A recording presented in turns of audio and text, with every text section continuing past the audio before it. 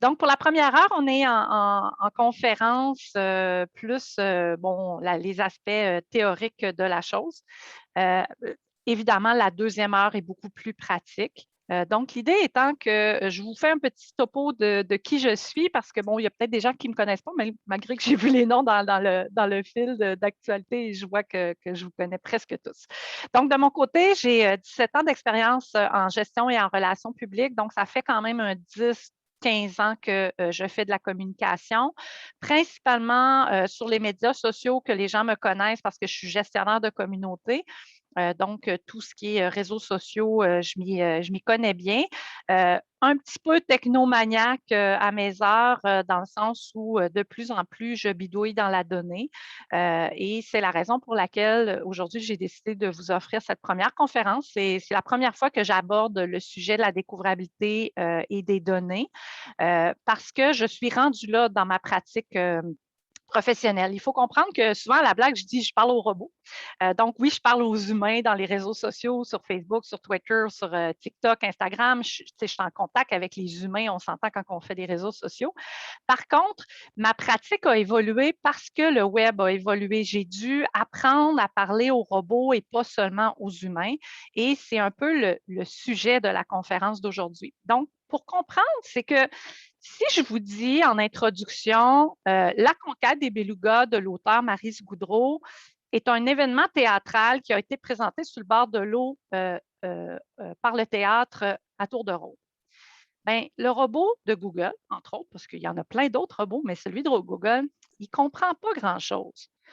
Il voit cette phrase-là, mais pour lui, ce qu'il aimerait voir beaucoup plus, c'est ben, le théâtre, c'est un organisme. Le nom du texte, dans ce cas-là, c'est une lecture publique, c'est La conquête du beluga. Il a besoin de savoir quelle date que c'est, quelle date que ça termine. Et il a besoin d'une description. Il a même besoin qu'on lui dise que c'est du texte en français et non en anglais. Et là, si on lui fournit ces informations-là, là, notre robot va être content. Fait que c'est un peu comme ça que j'explique que je parle au robot. On s'entend que ce sont les mêmes mots. Je fais juste identifier au robot, c'est ce qu'on appelle des balises. Je fais juste lui dire que la conquête du beluga, par exemple, c'est une balise non, c'est le nom de l'événement. Et par exemple, le théâtre, ben, c'est celui qui produit. Donc, c'est un peu ça qu'on va apprendre aujourd'hui. Donc, le déroulement de la conférence, c'est qu'au début, on va voir quelques notions de base, notamment sur qu'est-ce que la donnée, qu'est-ce que la métadonnée, qu'est-ce qu'une donnée structurée, ouverte, liée. Habituellement, on le met tous ensemble, là, ce gros bloc-là, là, structuré, ouvert et lié. Et qu'est-ce que la découvrabilité? Après ça, on va faire une démonstration, on va expliquer qu'est-ce qu'un graphe de connaissances. Donc, bien évidemment, on va parler du graphe de connaissances de Google, celui aussi de Wikimedia. Et après ça, on va apprendre à comment le faire parce que l'objectif de l'atelier, l'heure qui va suivre la conférence, c'est vraiment qu'on va aller bidouiller sur vos sites web, on va faire des recherches Google, on va aller dans l'univers Wikimedia pour voir, pour observer, puis faire une espèce d'autodiagnostic de son organisation, si on a une pratique artistique aussi, de sa présence sur le web, pour voir si finalement on réussit bien à parler ou pas au robot. La fin de la conférence, on va accorder un petit peu de temps sur l'univers Wikimedia, qui est peut-être moins connu des gens. Donc, Wikicommons pour le dépôt de photos, entre autres, Wikipédia, qui est plus connu parce que vous le consultez probablement au quotidien, et Wikidata, qui est la base de données dans l'univers Wikimedia. Et à la fin, on aura l'atelier pratique, là, on aura une pause entre les deux. Donc, on commence par les notions de base. Je vous rappelle, dans le fond, la mission qu'on m'a donnée aujourd'hui, c'est vraiment une mission qui est une continuité de la conférence de Clément Laberge qui a eu lieu en novembre. Ce n'est pas du tout 2021, c'est 2020. Il y a une petite erreur sur la slide, je viens de le voir. Donc, c'est vraiment la conférence qui a eu lieu l'année passée, mais c'était quand même pertinent pour moi de faire quelques rappels. Notamment, Clément a fait les rappels historiques de comment est né le web. Donc, on se rappelle peut-être pour les plus vieux d'entre vous qu'il y a eu Yahoo dans notre vie. C'était vraiment un classement par catégorie. Donc là, on comprend déjà les bonnes pratiques du web quand on doit créer des catégories sur notre contenu. Altavista est arrivé et là, on a eu les premiers robots. Fait que c'est pas Google qui a inventé les robots dans les moteurs de recherche, c'est vraiment AltaVista, mais vous comprendrez, bon, dans la petite histoire qu'AltaVista n'est pas resté là longtemps. Google est arrivé dans nos vies il y a plus de 20 ans.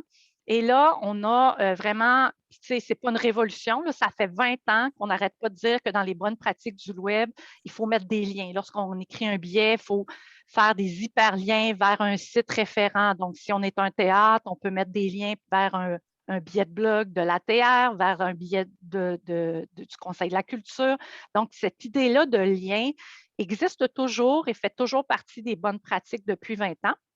Et l'aspect nouveau, qui est vraiment arrivé dans les dernières années, bon, l'appareil mobile, vous le savez, c'est arrivé dans nos vies de façon très importante, mais le très, très petit écran, comme la montre intelligente ou la borne intelligente, donc là, on parle de sans écran, donc les Google Home de ce monde. Et il ne faut pas oublier, c'est Clément qui l'a rappelé, que 50% des recherches aujourd'hui se font sur petit écran ou sans écran. Donc, si on est sans écran et qu'on ne voit pas de mots, bien, comment on fait pour indiquer au moteur de recherche qu'on existe? Donc, si quelqu'un fait une recherche, qu'est-ce qu'il y a à voir ce soir à Bonaventure? Bien, si on n'est pas bien repéré dans les moteurs de recherche, bien, ça ne sortira pas, surtout sur les sans-écrans. Donc, l'autre notion de base qu'il faut comprendre, c'est la donnée. Donc, la donnée, c'est simple, c'est un élément d'information qui décrit quelque chose. Il existe des données d'usage, des données de fréquentation, des données descriptives. Nous, ce qui nous intéresse aujourd'hui, c'est les données descriptives. Donc, toute apparence ou information ou perception que on met des données dans le web, ça joue dans les données personnelles. On n'est pas là-dedans du tout aujourd'hui parce qu'on n'est pas dans des données de fréquentation puis on n'est pas dans des données utilisateurs d'usage. Numéro de téléphone, numéro d'assurance sociale, on n'est pas là-dedans. Là. On est vraiment dans la donnée qui décrit l'événement culturel. Donc, par exemple, Maryse Goudreau, qui est une artiste, le théâtre à tour de rôle, qui est une compagnie de théâtre, ou la conquête du beluga, qui, dans ce cas-ci, j'ai mis le livre, mais qui peut être aussi une lecture publique. Après ça, la métadonnée. Souvent, j'entends, puis ça me fait toujours sourire, la métadonnée, c'est de la donnée des données.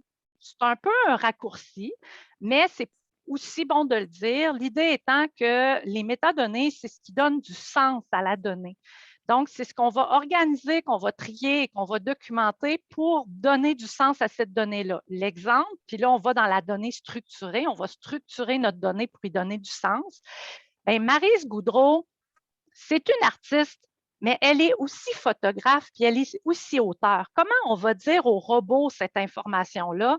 C'est là qu'on va donner, de la donnée structurée et qu'on va donner cette information-là dans nos graphes de connaissances pour venir dire les bonnes choses, surtout si, par exemple, Maryse Goudreau aurait un homonyme, une autre Maryse Goudreau qui serait politicienne ou avocate. Bien, là, comment on fait pour distinguer la bonne Maryse Goudreau? Bien, on va structurer nos données pour leur donner du sens.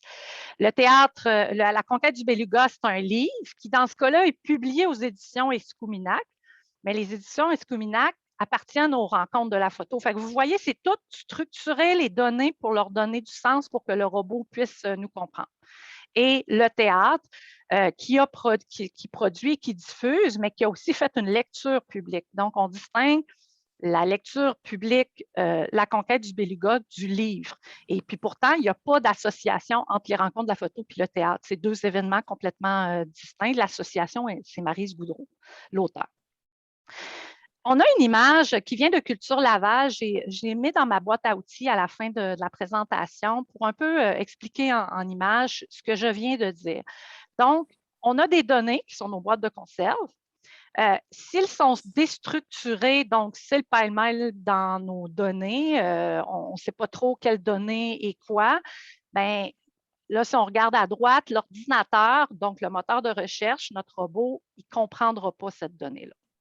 La ligne du bas, on a une donnée qu'on a donné du sens, donc elle devient une métadonnée parce qu'on lui a donné du sens. On a dit la canne à gauche, c'est des tomates, l'autre canne, c'est du maïs, l'autre canne, c'est des haricots. On va les structurer, donc on va les mettre dans l'ordre structuré, et là, notre robot va comprendre cette donnée-là. Donc, on en arrive au concept de données structurées. ce qu'on va apprendre à faire aujourd'hui, ouverte.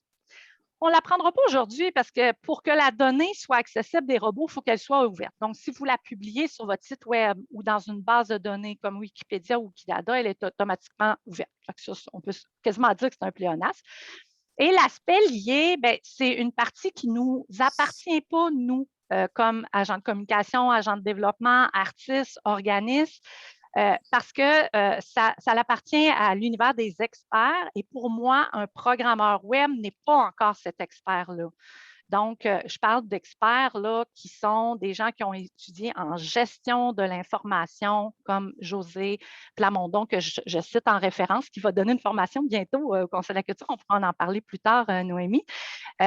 Ou Clément Laberge, qui a donné une formation l'année passée. La Cogency sont des experts de la métadonnée et de la donnée. Donc, eux, ils peuvent faire une opération de lier les données avec des adresses qu'on va appeler des IRI, mais ça reste que là, on est dans le domaine du non palpable, non praticable pour nous, donc on ne peut même pas l'exercer dans notre atelier pratique. Et moi-même, Annie Chénier, je ne peux pas aller faire des liens entre les données, je n'ai pas cette expertise-là, je suis en communication, je fais des plans de com, je fais des diagnostics d'organisation, mais c'est la partie qu'il faut lâcher prise parce que ça reste quand même complexe comme univers, comme science. Et enfin, on arrive à la découvrabilité. Nouveau terme. C'est vraiment un nouveau terme qui, d'après moi, n'existe même pas dans nos petits dictionnaires traditionnels. Ça prend même une gorgée d'eau pour l'aborder.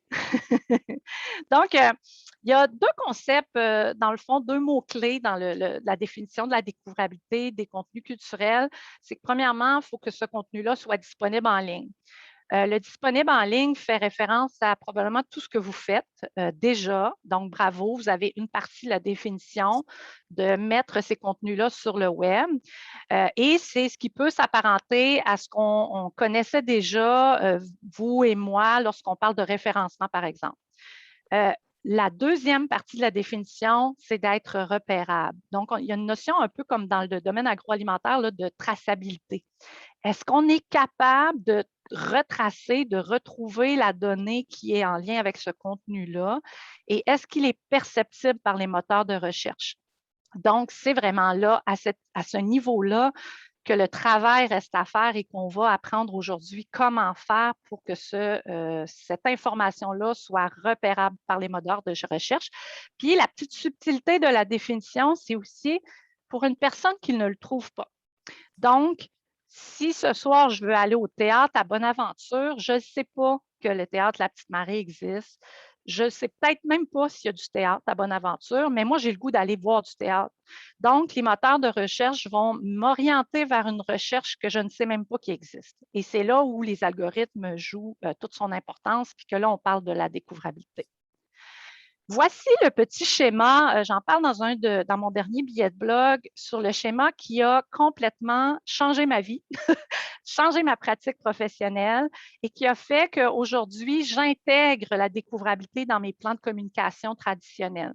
Donc, on va prendre le temps de le regarder parce que, à première vue, il peut être complexe. On a deux lignes. On a la première ligne qui est la conversation aux humains. En introduction, je vous disais que je suis une fille de com, une fille de réseaux sociaux. Donc, la promotion et le marketing numérique avec les réseaux sociaux, la publicité, les relations publiques, c'est quelque chose que je connaissais déjà dans ma pratique. Et ce qu'il faut comprendre, c'est que quand on fait ça, on est dans une action, surtout avec les algorithmes, on est dans une action de séduction. On parle à des humains. Donc, Clément parlait même de la page recto-verso. On est sur le recto de la feuille. On est sur le web. Et là, j'insiste sur le web. Tandis que la ligne du dessous, on est dans le web. Et je réinsiste sur le mot dans le web. Donc, on est sur le verso de la feuille. On est sur ce qu'on ne voit pas, mais que les machines, notre fameux robot, voient.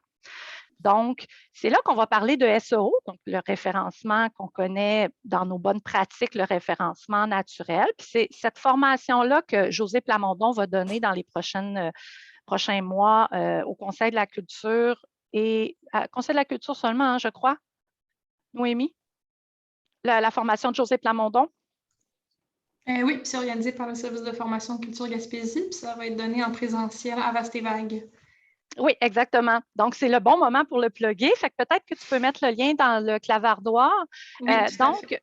Aujourd'hui, la ligne du bas, SEO puis métadonnées liées structurées, c'est ce qu'on va appeler la vraie découvrabilité parce que la ligne du haut, ça va être de la découvrabilité, mais on va souvent dire, même péjorativement, la petite découvrabilité.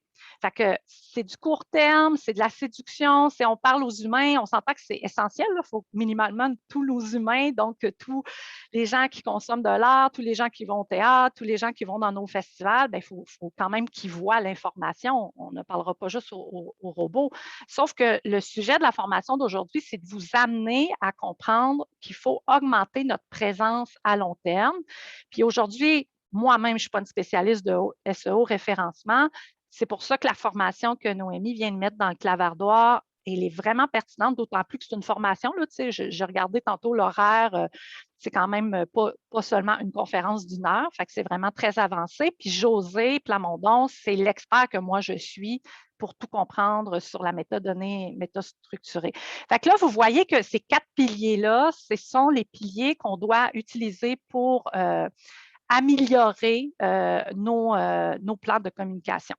Et il nous reste un dernier aspect dans la théorie que vous devrez comprendre, c'est le graphe de connaissances. Si vous tapez graphe de connaissances dans Google, vous allez sûrement tomber sur cette image-là. C'est qu'en fait, il y a quelques années, Google a eu, l'intelligence, on s'entend qu'il veut qu'on alimente les données puis qu'il veut qu'on l'utilise, mais de dévoiler son graphe de connaissances et comment il utilisait les données. Fait que c'est l'image qu'on voit souvent, puis le graphe de connaissances, c'est pas quelque chose qu'on peut voir, fait que c'est comme ça qu'on souvent on l'illustre. Donc, si je l'illustre à ma manière, j'ai une donnée qui est Maryse Boudreau, qui a déjà exposé aux rencontres de la photo, mais qui a aussi fait un livre. Donc, il y a un éditeur sous les rencontres de la photo. Et le livre s'appelle La conquête du beluga. J'ai mis livre entre parenthèses, mais c'est un livre de Maryse Boudreau. Donc, le graphe de connaissances, il doit faire les liens entre toutes ces données-là. Mais on va ajouter d'autres données parce que la conquête du beluga est aussi un événement, la lecture publique, qui a été fait pour le théâtre. Et là, vous voyez qu'il n'y a aucun lien entre le théâtre et les rencontres de la photo. Ce qui fait les liens, c'est le livre qui devient une lecture publique, tout simplement. Fait que vous voyez, c'est encore une manière d'exprimer ce qu'est un graphe de connaissances. Donc, on parle d'un modèle de données qui, dans le fond, c'est des données qui sont entreposées dans une base de données graphe. Ce n'est pas tout à fait une base de données comme on l'entend, mais une base de données graphe qui devient un graphe de connaissances. Et encore là, j'adore les images du guide de Culture Laval. Vous voyez ici qu'on a le graphe de connaissances de Wikidata, de Wikipédia. Il existe aussi le graphe de connaissances de Google. Et là, Google va venir chercher les données qui l'intéressent. Donc, les Français de France diraient piocher. Il va aller piocher la donnée Maryse Boudreau, la donnée rencontre de la photo, pour pouvoir donner à l'utilisateur sur le moteur de recherche ce qu'il veut. Donc, le petit voilà. On va le retrouver ici, par exemple, où j'ai fait une recherche Maryse Boudreau et à droite, vous avez le Knowledge Card, donc c'est le graphe, la carte. Souvent, on va dire le graphe de connaissances qui est à droite. Là. On va raccourcir, mais dans le fond, c'est la carte où ils vont chercher les données du graphe de connaissances. Ils sont allés chercher la photo sur Wikicommons. C'est une photo que j'ai publiée sur Wikicommons. Ils vont aller chercher le texte de Maryse Boudreau que j'ai publié parce que j'ai écrit la page, j'ai édité la page de Maryse sur Wikipédia. Puis, dans ce cas-là, on demande de revendiquer le panneau parce que Maryse pourrait faire une action d'aller créer son Google Me Business, qui est un autre graphe de connaissances. Dans un autre exemple, ici, on a le théâtre à tour de rôle, où quand je cherche théâtre à tour de rôle, là, Google ne va pas dans Wikipédia parce qu'il n'a pas de données. Il n'y a pas de page Wikipédia pour le théâtre. Il va aller chercher le Google My Business du théâtre. Et ici, vous avez plus bas, là, dans l'outil de recherche, vous voyez que le théâtre aujourd'hui génère du contenu dans le graphe de connaissances de Google avec la billetterie. Et l'outil de recherche, le robot, va même repérer dans les graphes de connaissances Le théâtre est situé au Quai des Arts, fait qu'il va mettre la petite image du Quai des Arts. Le théâtre est au même endroit que le Festival La Virée. Fait que vous voyez, le graphe de connaissances qui fait les liens. C'est le robot qui fait les liens qu'il veut bien faire. Après ça, il va mettre Théâtre La Petite Marie qui est à Bonaventure parce que, bon, il se dit, l'utilisateur cherche du théâtre. S'il n'est pas intéressé par celui Carleton, le robot dit, je vais y pitcher. C'est carrément ça. Là, je vais y donner par les algorithmes, évidemment, l'information du théâtre de Bonaventure. Puis après ça, il va y indiquer que c'est au Quai des Arts. Vous voyez, il va chercher différents éléments. Et si vous vous intéressez à l'outil, à comprendre comment les données fonctionnent, bien, vous voyez, c'est écrit très, très petit à propos de ces données, mais vous pouvez cliquer là-dessus et Google vous accompagne à comprendre comment il structure ces données dans son graphe de connaissances. Et ici, j'ai fait une recherche pour les rencontres de la photo, fait que j'ai mis Photo Gaspésie. Fait que vous voyez, dans ce cas-là, il n'est pas allé chercher le Google My Business. Moi, j'ai mon hypothèse, c'est que je l'ai créé cet été quand j'ai préparé la formation d'aujourd'hui. Ça faisait longtemps que je n'en avais pas fait. Et j'ai un seul avis. Et j'ai moi-même, il est trop récent, fait qu'il n'y a pas assez cette notoriété-là, cette donnée-là n'a pas assez de notoriété pour le graphe de connaissances Google. Fait qu'il a préféré afficher en haut le graphe de connaissances de Wikipédia que j'ai créé et le graphe et le Wikicommon, le logo que j'ai aussi téléchargé dans Wikicommon. Fait que éventuellement, dans la stratégie des rencontres, ce serait de peut-être faire sortir le Google Business parce qu'on peut mieux le contrôler dans ce cas-là. Donc, on comprend maintenant ce que c'est la donnée, la métadonnée et les graphes de connaissances. Est-ce qu'il y aurait des questions à ce moment-ci? Ça va? Je vous laisse 2, 3, 4 secondes quand même si jamais il y a des questions. Parce que là, on irait dans le comment. Déjà, comment faire? Pas de questions? Ça va bien? OK, super. Donc, on embarque dans le comment faire, puis c'est carrément cette activité-là qu'on va faire dans la prochaine, à l'atelier pratique à 10h30.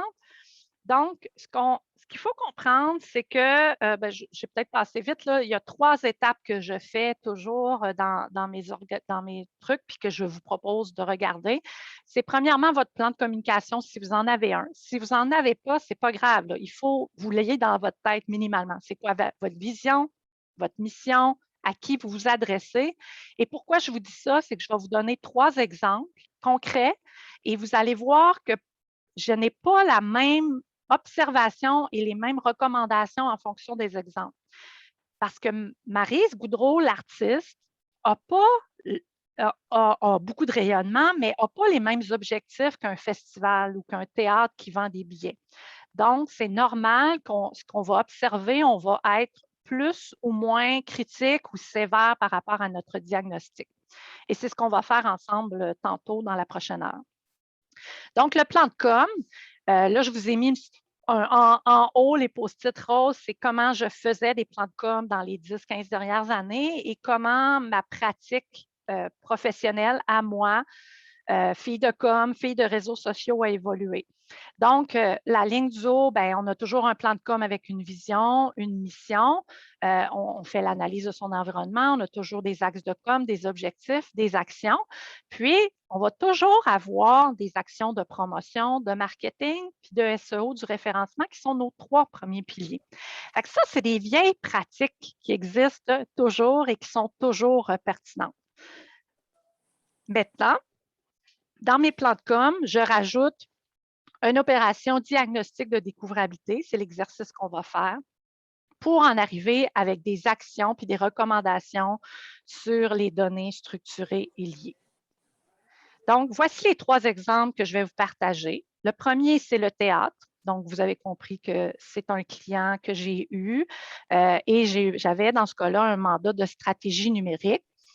Par contre, je n'avais pas de mandat dans la mise en œuvre, mais vous allez voir que le théâtre a appliqué les recommandations que j'ai faites et ils ont mis en œuvre certaines recommandations au niveau des données liées structurées. Après ça, il y a les rencontres de la photo. À ce titre, je suis bénévole parce que mon conjoint est directeur artistique des rencontres de la photo, donc je suis un peu en conflit d'intérêts.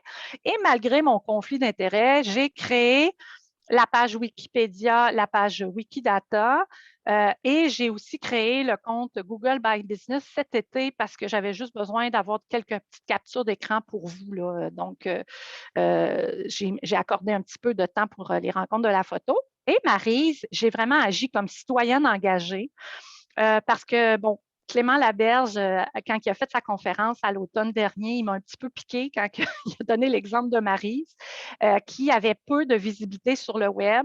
Moi, c'est venu me chercher comme gaspésienne. Donc, j'ai décidé d'investiguer le Wikipédia, le Wikidata et le Wikicommon de Maryse pour qu'elle ait une meilleure découvrabilité. Donc, la méthode, et ça, c'est exactement l'outil pratique qu'on va faire dans la prochaine heure. On va observer son site web. On va aller chercher les données structurées de son site web, qu'il y ait des données ou pas.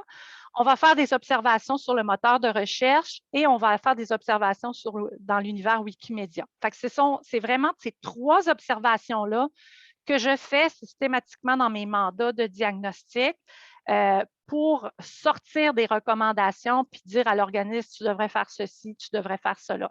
Fait que l'outil, là, vous avez un lien cliquable. Évidemment, vous n'avez pas la présentation PowerPoint pour le moment, mais sachez que tous les participants aujourd'hui, vous allez la recevoir. Puis si on va à l'atelier, on va l'expérimenter. Donc, par exemple, le théâtre à tour de rôle, voici le look du site lorsque j'ai fait le mandat. Donc, il faut se rappeler que ce mandat-là, c'est quand même un mandat de 2019-2020. J'ai fait des outils d'analyse que je vous ai mis en petit pour votre plaisir personnel, parce que ce n'est pas complet.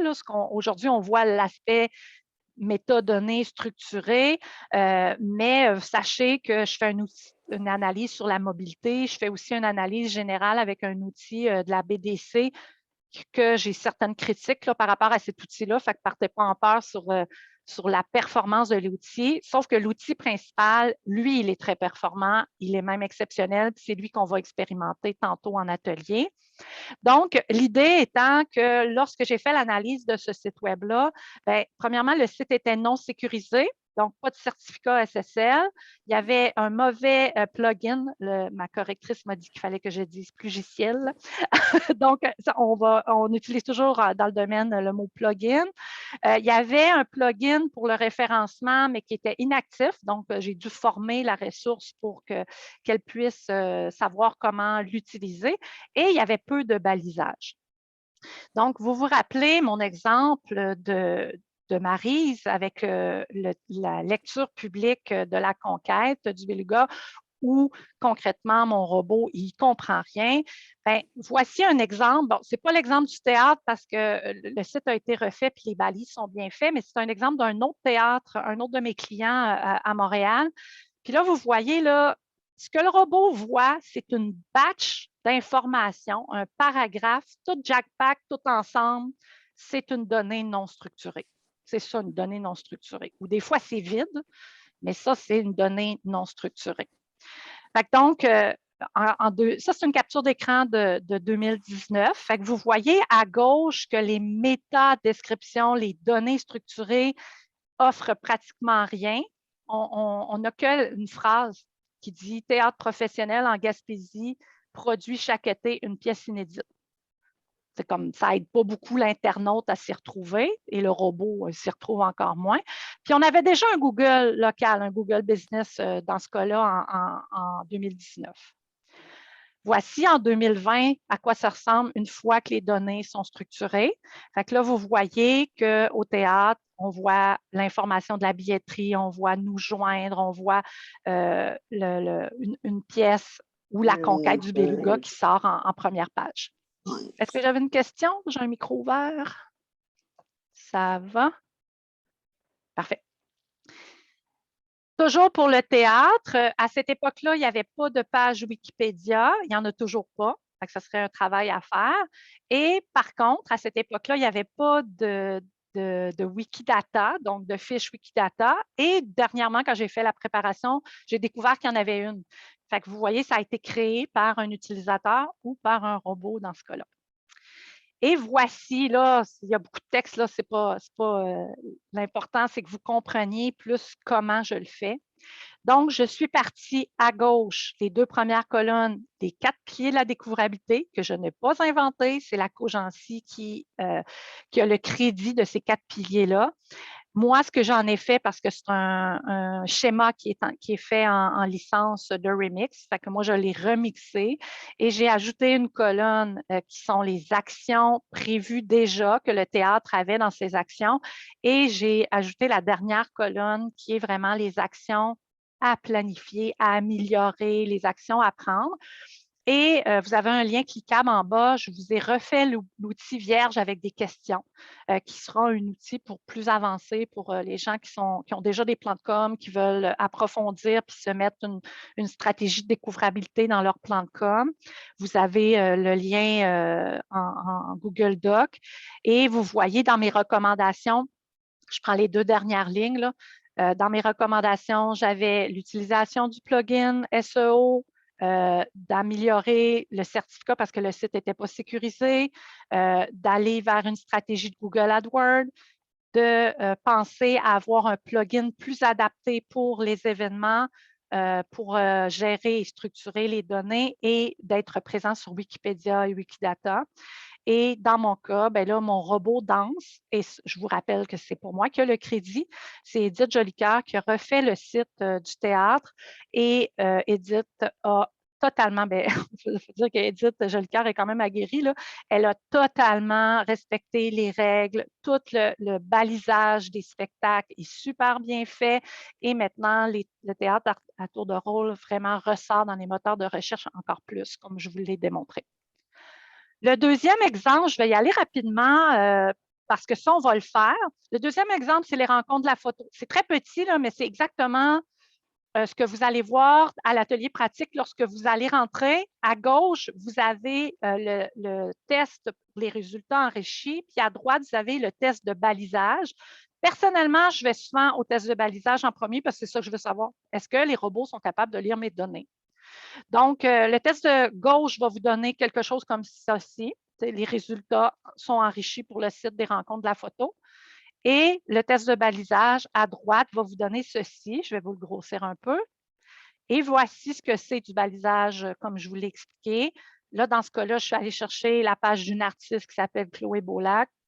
Bien, vous voyez le nom de l'artiste, vous voyez la date de début, la date de fin, que c'est en français. J'ai 0 erreur, 0 avertissement sur le site.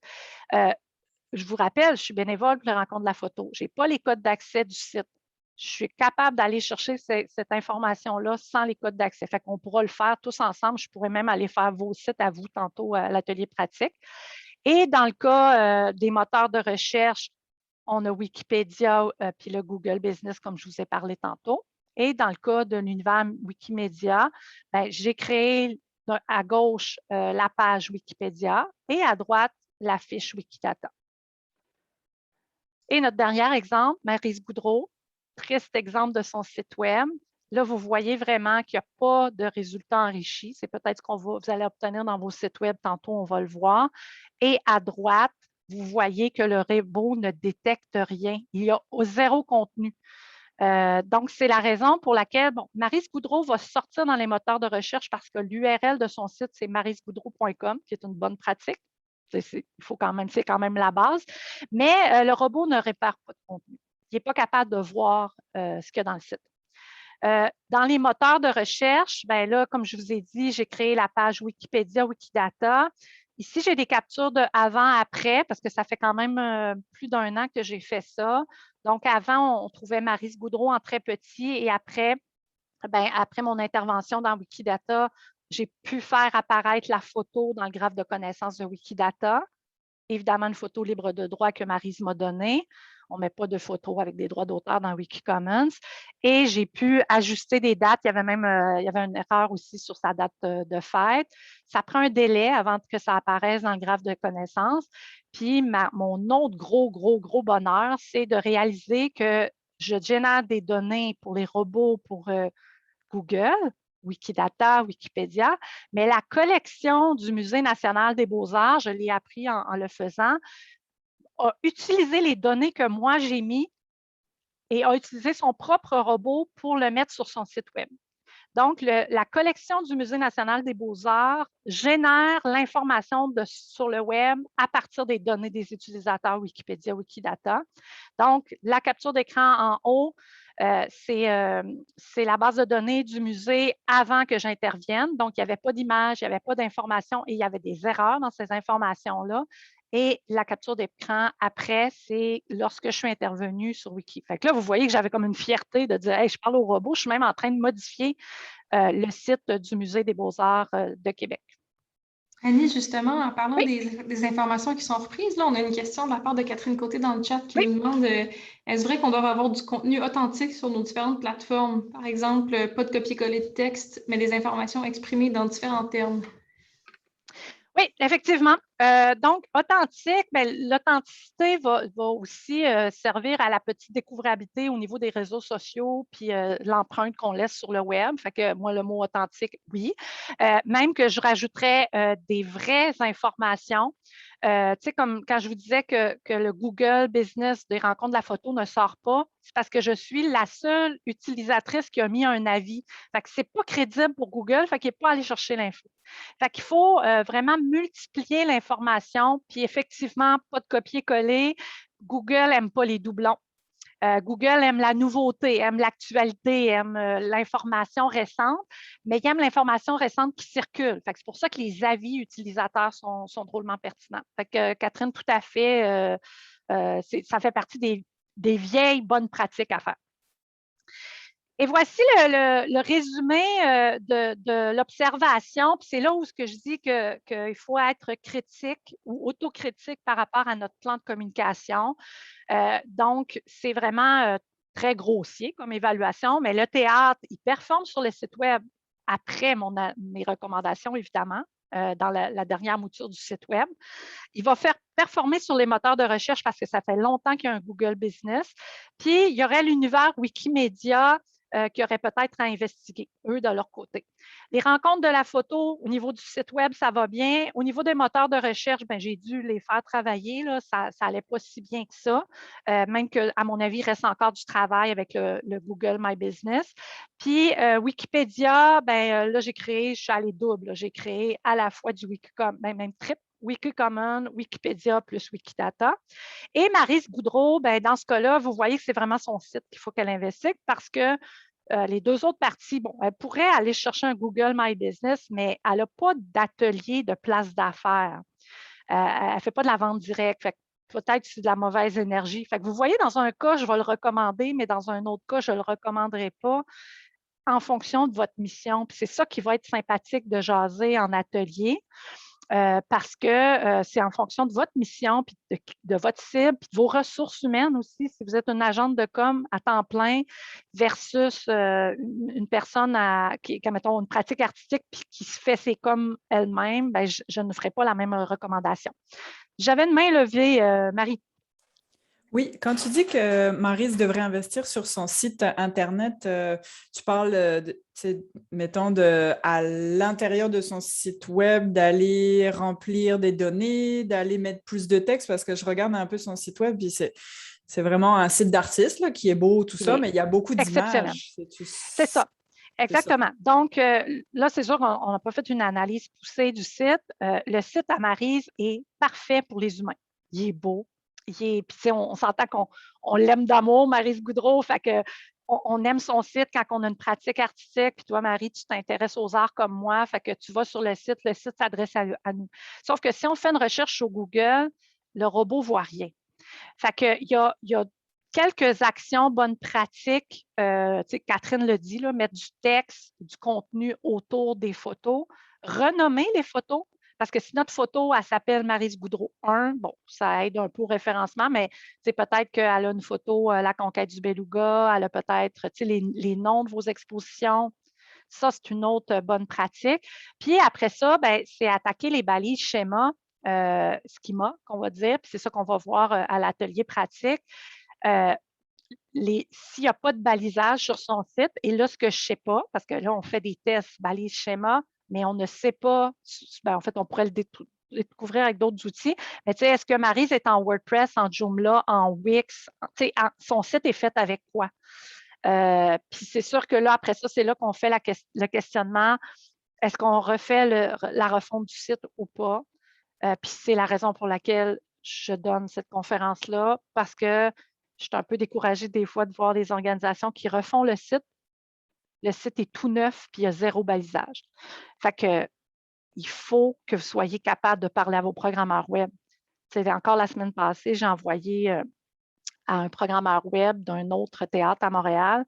Est-ce qu'il existe des plugins dans Joomla pour gérer les événements? Puis est-ce que vous connaissez ça un peu, les balises schémas? Puis il m'a répondu que non. Fait que moi, c'est sûr qu'un programmeur web qui me dit qu'il ne connaît pas le balisage schéma, schema, parce que quand on s'adresse à un programmeur web, on parle de schema et non de schéma. Le français, c'est schéma, puis le schema, c'est l'anglais. C'est sûr que là, on doit revoir carrément notre programmeur, l'envoyer à ses devoirs. Ce n'est pas compliqué du balisage. Là. Pour nous, c'est compliqué quand on le voit, on va le regarder en atelier parce que c'est la première fois qu'on voit des codes de même, mais c'est ça. Fait que là, il y a un travail de balisage à faire sur son site. Ça va? Est-ce que les balises schémas et les métadonnées, c'est la même chose? Bien, les métadonnées, on a dit que c'était donner du sens aux données. Donc, par exemple, Maryse Boudreau, qui est une artiste ou qui est une photographe, qui est une auteure. Donc, oui, le balisage va aider à structurer les données. Juste en conclusion de la conférence, parce j'aimerais ça prendre une période de questions. Noémie m'a quand même demandé d'aborder l'univers Wikimédia pour lequel vous êtes peut-être moins familier. Wikipédia, on s'entend que vous allez tous faire des recherches, mais saviez-vous que vous pouvez modifier des fiches? C'est ça qu'on va voir quand même rapidement sur cet univers-là. Donc, ce qu'il faut comprendre, c'est que l'univers de la Wikimedia Foundation, c'est beaucoup, beaucoup, beaucoup, beaucoup de services. Moi, je suis une débutante, mettons, intermédiaire au niveau de Wikipédia. Wikicommons, j'ai fait quelques contributions. Notamment la photo de Maryse Boudreau, le logo des rencontres de la photo. Donc, je fais quelques contributions. Et Wikidata, je suis aussi probablement encore une débutante parce que là, on parle d'une base de données. C'est beaucoup, beaucoup plus complexe. Donc, au niveau de Wikipédia, vous le savez, c'est une encyclopédie collaborative. C'est basé sur la neutralité. Ce sont des licences libres. Donc, tout ce qu'on met dans Wikipédia, il n'y a pas de contenu avec des droits d'auteur. Et c'est un projet collectif qui a quand même ses règles de savoir-vivre qu'il faut connaître. Quelques règles. Ça prend des sources publiées et fiables. Donc, avec Maryse Boudreau, c'était du bonbon parce que ça prend un artiste qui a eu des articles de revue de presse, puis des références bibliographiques, puis des livres. Dès qu'on a une publication médiatique et fiable, on peut se lancer dans la création d'une page Wikipédia. On ne peut pas publier de recherche originale. Donc, par exemple, je ne pourrais pas publier le texte d'auteur de Maryse Boudreau. Ça prend un ton neutre, pas d'opinion. Je ne peux pas dire « Ah, Maryse est fabuleuse ». Non, c'est de l'opinion. On est dans le domaine encyclopédique. Pas de conflit d'intérêt. Bien encore, vous aurez compris que j'en ai mon conflit d'intérêt avec les rencontres de la photo. Maryse est une invitée des rencontres. Moi, j'ai fait une déclaration de mes conflits d'intérêt dans ma biographie de Wikipédia et le respect, évidemment, des droits d'auteur. Pour vous, Wikipédia, il faut se créer un compte. On peut écrire des articles. On ne peut pas écrire des articles à propos de vous-même. Vous ne pouvez pas écrire des articles à propos de votre organisme, bien que vous avez compris que j'ai créé la page des rencontres de la photo. Il y a des manières de détourner. Là. Dans le cas des rencontres de la photo, j'ai publié un brouillon que j'ai fait, que j'ai demandé des contributions avant de le publier officiellement. Puis notamment, j'ai demandé des contributions de la conservatrice du Musée des Beaux-Arts. Fait que là, dès que je n'étais plus le seul auteur de l'article, c'est quand je le publie, je suis sûre de ne pas me faire ramasser par la communauté. On ne peut pas créer de portfolio puis de curriculum vitae. Donc, Maryse, au début, m'a envoyé son CV. Là, j'ai dit, Maryse, je ne peux pas, je n'ai pas le droit, il faut que j'aie un discours encyclopédique. Donc, ce sont des quelques règles de l'art. Puis, évidemment, avant d'écrire un article, avant d'écrire celui de Maryse, j'ai fait de la révision, de la recherche. Je ne fais pas de traduction dans mon cas. Je peux prendre des photos. Donc, on peut contribuer dans Wikipédia avant d'écrire un article qui est comme la tâche la plus complexe. Wikidata, c'est une base de données. Donc, on est dans vraiment la base de connaissances de Wikidata. Ce sont donc pas du texte en continu, ce sont ce qu'on appelle des entités ou des éléments. Et vous voyez qu'il y a beaucoup moins de contributeurs. C'est très peu, 25 000. Donc, on s'entend que c'est là où il y a mon côté geek qui est assumé. Là. Et vous voyez qu'il y a des robots aussi qui alimentent les données de Wikidata. Les règles de base de Wikidata, c'est un élément, là, pour vous donner un exemple, les rencontres de la photo, c'est l'élément Q106 avec le reste des chiffres. Le théâtre, son propre élément aussi. Et ces éléments-là, parce que là, il faut toujours penser au triplet, on est dans une base de données, ces éléments-là correspondent à une propriété. Donc, par exemple, les rencontres de la photo, le théâtre sont une propriété P31 qui est un organisme, une propriété P17 pour le pays, le Canada, et on peut y associer des identifiants, les ISNI, les identifiants de la BANQ, l'identifiant Facebook, l'identifiant du Google Graph pour faire ces liens-là entre les différents graphes de connaissances. Et Wikidata, c'est la même chose, il faut se créer un compte. La courbe d'apprentissage est un peu plus longue. Moi, j'ai commencé vraiment par des formations webinaires pour pouvoir faire mes premières contributions, contrairement à Wikipédia où j'ai fait mes premières contributions sans formation.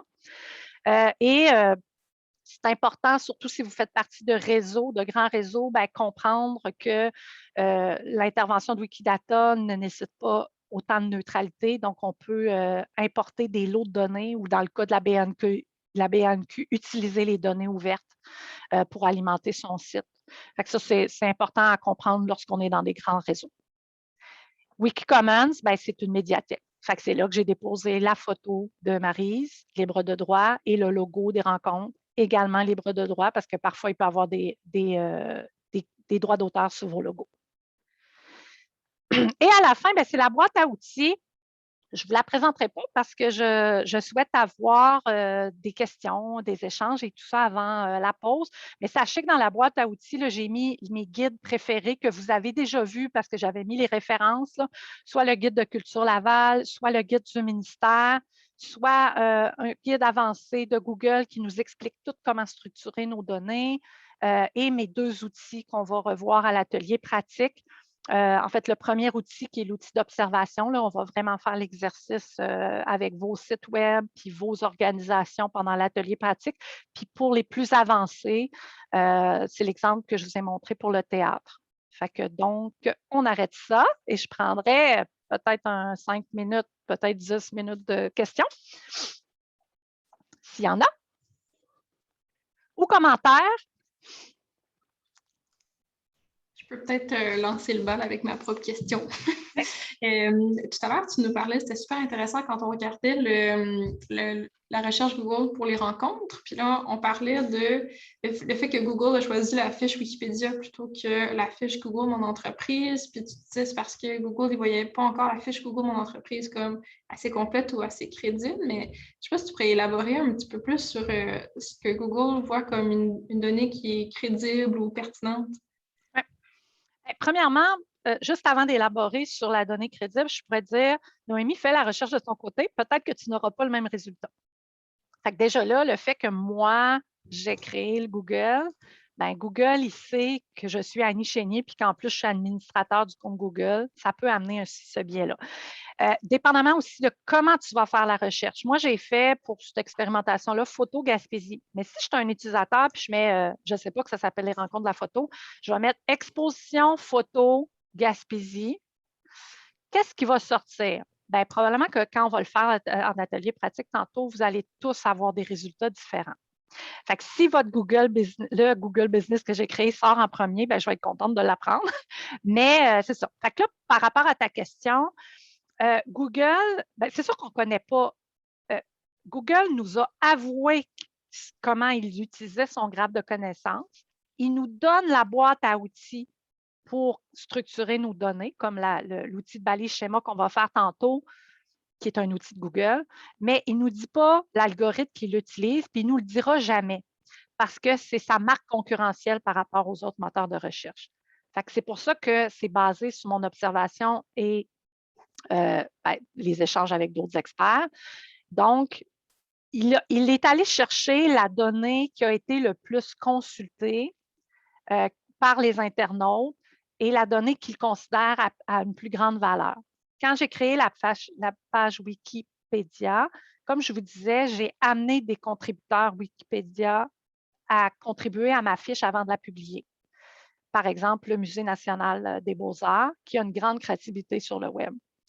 C'est pour ça que Wikipédia, c'est bien documenté. J'ai passé beaucoup de temps aussi sur la fiche Wikipédia. Beaucoup de liens. Je vous rappelle, bonne pratique il y a 20 ans, les liens sont toujours importants sur la page Wikipédia des rencontres. Il y a vraiment beaucoup, beaucoup de liens. Là. Je fais des liens avec des artistes qui ont de la notoriété, avec d'autres événements, plein d'articles de journaux. Je pense que j'ai à peu près 25 articles de journal juste pour ça. Tandis que mon Google My Business, c'est pas beaucoup. Fait qu'il faudrait, dans les stratégies, l'alimenter souvent, créer des événements, aller chercher des avis. Comme par exemple, mettre dans l'infolettre, aller mettre un avis sur le Google Business. Et là, il sortirait mieux dans les moteurs de recherche. Mais la formule magique, on ne la connaît pas. Puis elle évolue de jour en jour.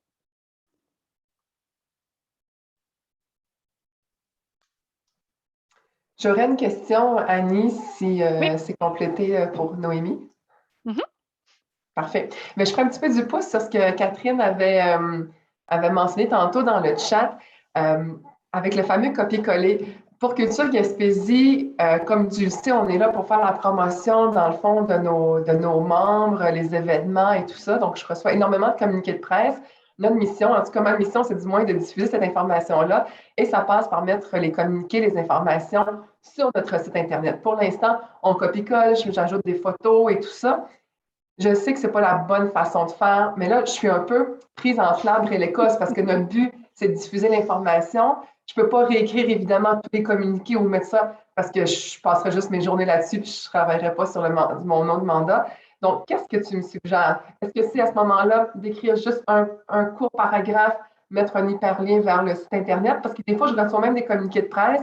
Je m'en vais voir sur le site les sites des membres en question et leurs communiqués de presse ne sont même pas sur leur site. Donc, je ne peux même pas les référer sur leur propre site. Donc, je fais quoi avec ça? Tu sais, je suis un peu prise. C'est une question que je me pose tout le temps. Je sais que ce n'est pas la bonne pratique, mais j'aimerais le faire le plus possible si on peut améliorer aussi. Là. Bien, la bonne pratique que j'ai le goût que vous reteniez le plus aujourd'hui, c'est de vous poser des questions. Donc, Nathalie, tu te poses exactement les bonnes questions qu'il faut se poser. En sachant, je te donne différentes clés de compréhension, mais tu sais, tu répondais un peu à la question, mais je vais reprendre tes mots. Tu dis, bien, les sites des organismes, on ne sont peut-être pas tous sur les communiqués des organismes ne sont peut-être pas tous sur leur site. On reçoit les communiqués souvent en PDF ou en Word ou en courriel. Puis là, je ramène à une des quand je vous disais, il y a 3 étapes avant d'observer puis de changer sa pratique. La première étape, c'était le plan de com. La réponse que je te sers au Conseil de la culture, elle est différente que je pourrais servir à une autre organisation. Vous êtes un Conseil de la culture, vous êtes un organisme régional qui devait mettre en valeur le contenu des artistes et des organisations. Donc, votre plan de com, même s'il est dans votre tête ou qu'il soit écrit, c'est un peu ça. Donc, oui, vous pourriez continuer à propulser les communiqués en sachant qu'il y a des doublons. Mais la vraie bonne pratique pour le robot, ce serait la vieille pratique de 20 ans, ce serait de créer des liens. Mais là, si les liens n'existent pas. Fait que là, on peut présumer que pour, admettons, 60-80% des membres, bien, vous faites du copier-coller d'un Word, d'un infolette ou d'un courriel, mais pas du web. Fait que donc, moi, j'aurais tendance à croire que oui, continuer à faire des copier-coller parce que ce n'est pas tout à fait un copier-coller. Un communiqué ne dure pas longtemps dans le temps. Fait que c'est moins grave aussi qu'un texte copier-coller sur, mettons, la pratique artistique d'un artiste. Bien là, si on fait du copier-coller, Maryse Goudreau, d'ailleurs, quand vous le tapez dans Google, bien, vous allez voir dans les méthodes de description du calque, les méthodes de description des associations professionnelles dans lesquelles elle est membre, c'est toujours le même texte.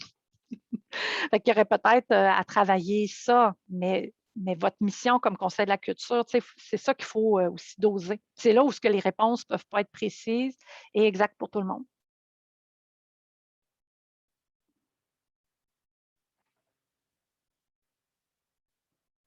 Autre question?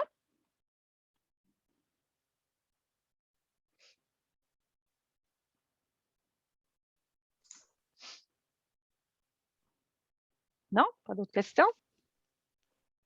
Noémie? Oui, c'est mon tour. Merci à tous d'avoir assisté. Dans le fond, on va prendre une pause, puis on va se retrouver à 10h30 pour l'atelier. Donc, vraiment, prenez le temps de regarder vos courriels. Puis là, quand on va rentrer à l'atelier, mettez ça de côté, puis qu'on va se concentrer tout le monde ensemble sur les métadonnées. Donc, ça va être dans le même lien Zoom. Donc, vous pouvez juste fermer votre caméra, fermer votre micro, puis on peut se retrouver ici à 10h30. À tantôt tout le monde! Merci, à tantôt!